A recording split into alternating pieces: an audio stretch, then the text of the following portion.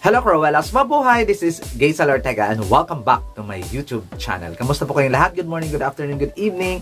Ano mang oras kayo nanonood sa akin ngayon, maraming pong salamat. Sa mga hindi ko pa dyan subscriber, please subscribe my YouTube channel, Gaysel Ortega, Cruella and Pageantry, and click the notification bell below para updated kayo when it comes na maglabas ako ng mga videos at saka syempre yung mga palive ko. At saka maraming salamat din po sa mga dati kong subscriber, returning viewers. Salamat ng bonggang-bongga sa suporta. At syempre, pag-uusapan naman natin ngayon ang top 10 sa pinakamagandang Miss Grand Philippines. Diba? Pag-uusapan naman natin yung mga pinakamagandang Miss Universe Philippines. Pag-uusapan naman natin ang Miss Grand Philippines. Abangan po ninyo yan.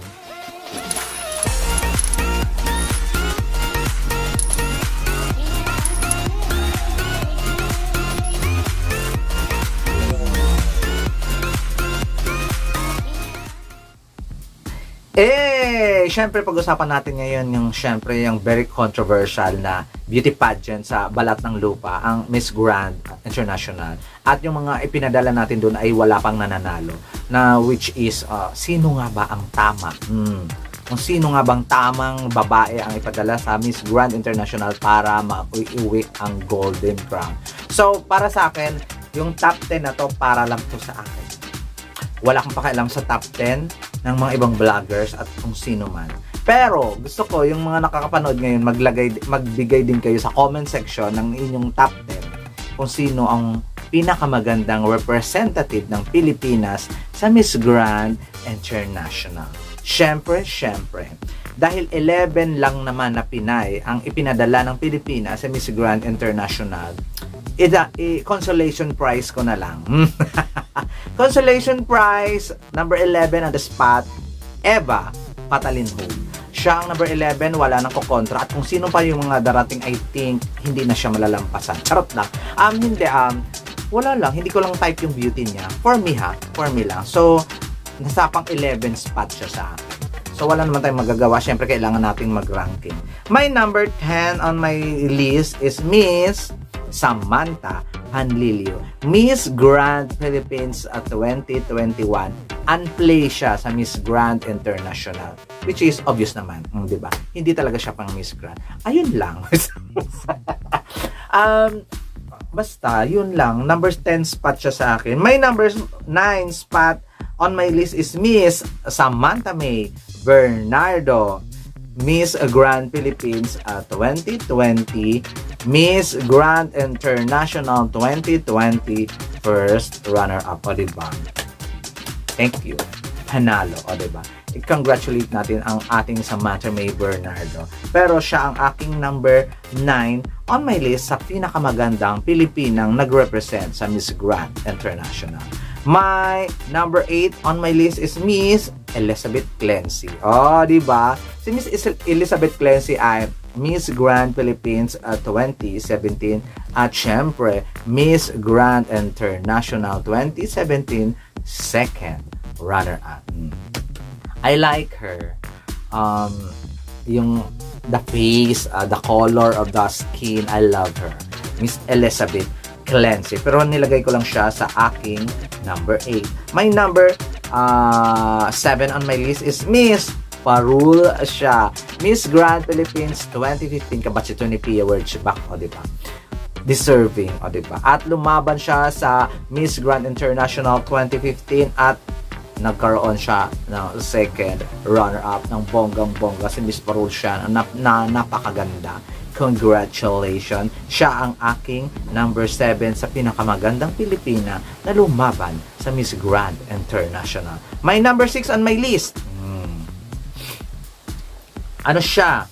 Miss Kimberly Carlson, number 6 siya sa aking listahan. Miss Grand International, Miss Grand Philippines 2014. Actually, unplay siya.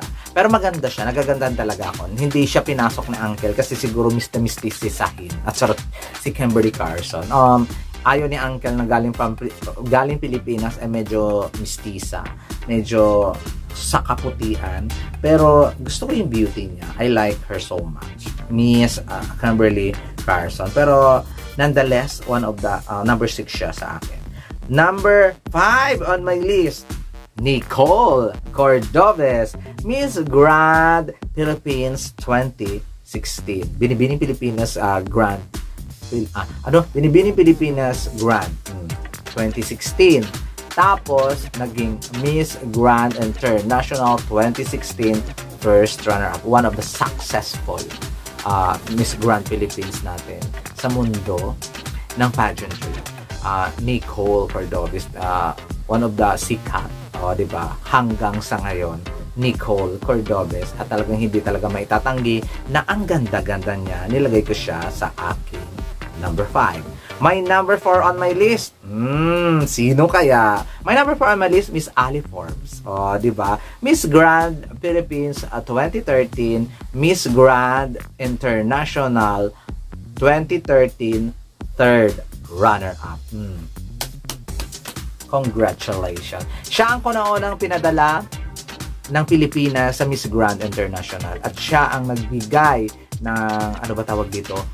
Karangalan galing from the Philippines. Diba? Anong pinagsasabi ko? Siya ang unang nagbigay ng karangalan na galing na Pilipina na makaplay sa Miss Grand International. Diba? Panalong-panalo, Miss Ali Forbes. Siya sa ngayong vlogger, host, fitness vlogger. Diba? Ang ganda talaga ng babaeng ito, lalo na in person. My number 3 on my list, hindi nabibigyan niyang justice yung mga picture niya or motion. Pero sa personal, maganda siya. My number 3 on my list, Miss Grand 2022. Miss Grand Philippines 2022, Roberta Tamundo. At syempre, Miss Grand International 5th runner-up, Roberta Tamundo. Maganda siya, bata siya. Hindi lang talaga nabibigyan ng justice yung mga pictures and mga in-motion videos niya. Pero in person, one of the beautiful lady. Kaya nilagay ko siya sa aking number 3. My number 2 on my list, Samantha Ashley Law. Diba? Panalo talaga yung ganda nito ni Samantha. Miss Grand Philippines 2019 at saka Miss Grand International Unplaced. Wala tayong magagawa. Super late na kasi siya. Pero siguro kung dumating siya sa tamang panahon, sa tamang pagkakataon, hindi siya unplaced for me.